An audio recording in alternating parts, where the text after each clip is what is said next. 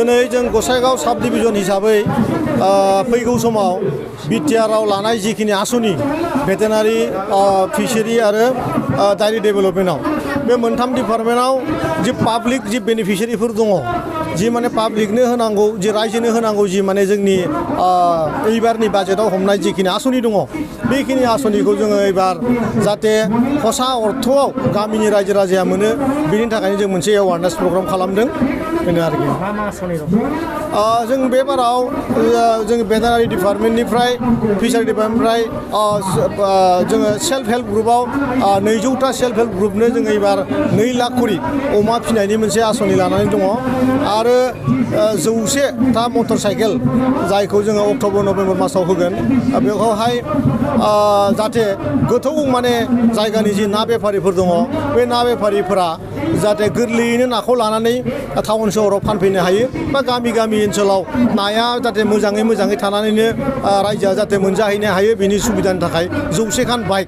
आरो लोगोसे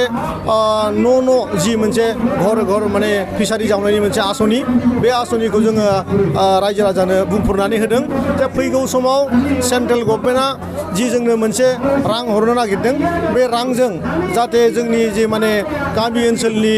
गोथौ ओनसोलनि रायजो राजाया जाहाथे मोनथियो जे न'खर फुख्रि जावनायनि मोनसे आसनि फैगासिनो दङ आरो भेटेनारि डिपार्टमेन्टआवबो गथारि माने बोरमा फिनाय अमा फिनायनि जि माने मोनसे जांख्रिथाय लाबोनो जों जुजिगासिनो दङ बे जांख्रिथायनि थाखायबो बे गिबि खेब हाबाफारि जे बे हाबाफारिजों जे जोंनि डिस्ट्रिक्ट भेटेनारि डेभेलपमेन्ट अफिसारफोर जे साब डिभिजन वाइसआव दङ बिथांमोननाव बे साननै सानथाम बा सानबानि गेजेराव मोनसे फर्म फैगोन आरो बे फर्मखौ बिथांमोनहा मोजाङै प्रपारलि जाहाथे एप्लाइ खालामनो हायो बेनि सांग्रांथि आरोखि जों बे बाराव माबायदि रायजोखौ जोङो डिस्टिंक्टलि जों बुंदों माने जायफोर सेंग्रा सिख्लाफ्रा साख्रि लानो हायाखै बा जायफोर सेल्फ हेल्पफ्रा ज' जानानै गावनि गसंथायनि थाखाय जुजिगासिनो दङ बे गासैबो बिजाथिफोरखौनो बा बे गासैबो सेंग्रा सिख्लाखौ बा सेल्फ हेल्प ग्रुपफोरखौ जोङो सुबिदा होनायनि फार्स्ट प्रायरिटिखौ साननानै लादों आरोखि जों बे बाराव बेखायनो बे खोथाखौबो जोङो थोंजोंहै एबार थांनाय समाव जि डिसिखौ जों मनिटरिं खालामनायनि खोथा बुंदोंमोन बेखायनो जों आगोलनि सरकारा खालामलांनाय जि खामानि बिनि सायाव जों बहुद सोलोंथि लादों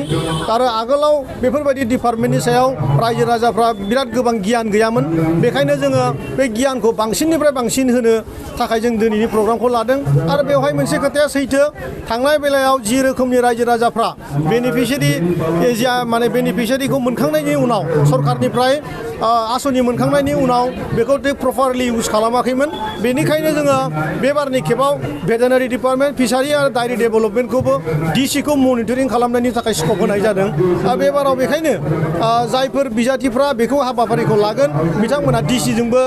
मोजाङै कानेक्सनाव थानांगोन आरोखि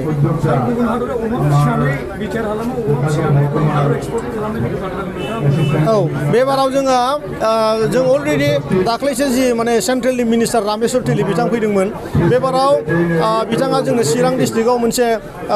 पिक माने फुड प्रसेसिंनि मोनसे इउनिट बानायना होनो नागिरदों आरो सेन्ट्रेल गभर्नमेन्टजों जों अलरेडि मोनसे रायलायखाबाय बा अलरेडि डिपिआर साबमिट जाबाय 1000 करोड़नि मोनसे डिपिआर साबमिट जानानै दङ बेवहाय जोङो भेटेनारि डिपार्टमेन्टआव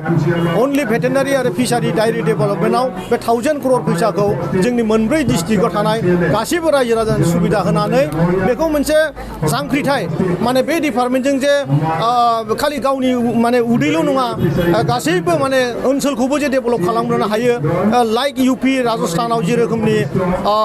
अमा फिनाय आरो मोसौ फिनायखौ मोनसे ट्रेडिशनेल हिसाबै लानानै दं आरो जों बेखौ बुजियो जोंनि बे समाजा खास करि जोंनि बर' समाजा अमा फिनाया जोंनि मोनसे ट्रेडिशनेलखा आरो बे बिराद मोनसे पटेनशियेल बेजोंहाय जों बिराद थाबैनो जोङो पिकआप खालामनो हागोन आरो जोंनि बिटिआरआव बे मोनब्रै डिस्ट्रिक्टआव जों मोनसे भारत बर्षनि भितरावनो नामदांखा मोनसे अमा फिग्रा बा मोसौ फिग्रा बा बोरमा फिग्रा मोनसे नामदांखा जागा जानो हागोन होननानै जों आसा खालामदों आरो बेखौनो जों बांसिन गोसो होनानै खामानि मावगासिनो दं